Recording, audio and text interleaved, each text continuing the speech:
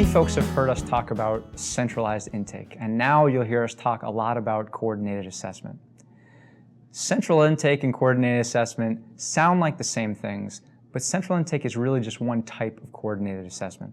Remember, coordinated assessment talks about a standardized access, standardized assessment, and a coordinated referral. Central intake says that we are using a single point of access, one particular location where folks are able to come, go through the assessment, and then continue to a referral on to another provider. A coordinated assessment can be any of a number of different types of systems. It can be centralized intake, but it could also be multi-site. It could be a no wrong door approach. So even though sometimes you hear us use them interchangeably, there is no requirement for your coordinated assessment system to be centralized.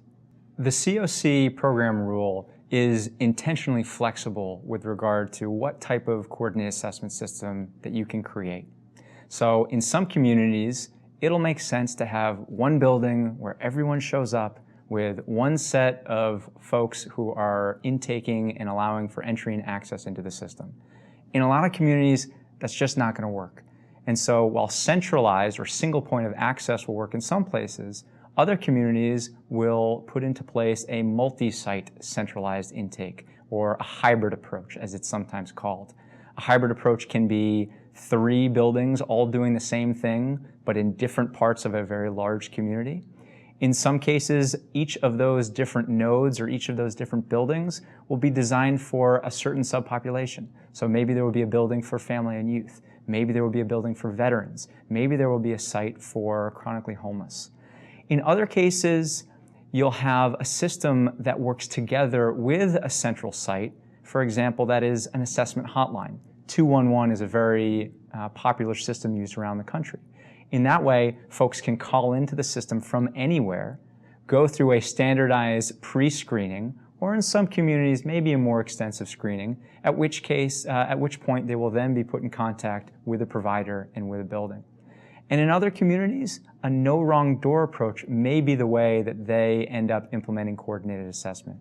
No wrong door basically means that each provider in the community is allowed to intake clients. However, the process is still standardized. They still use the same procedure for intake, and they still use the same procedure for assessment. At the back end, all of these systems use a coordinated referral. So even though you may decide to use a no wrong door policy, it doesn't mean that everybody's still doing their own thing. Everybody needs to be standardized and coordinated.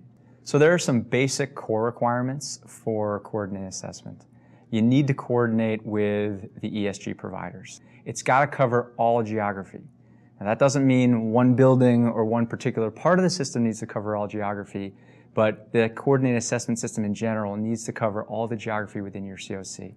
It needs to be easily accessible. Again, same as with the geography, some part of it needs to be easily accessible for anybody living within your CoC.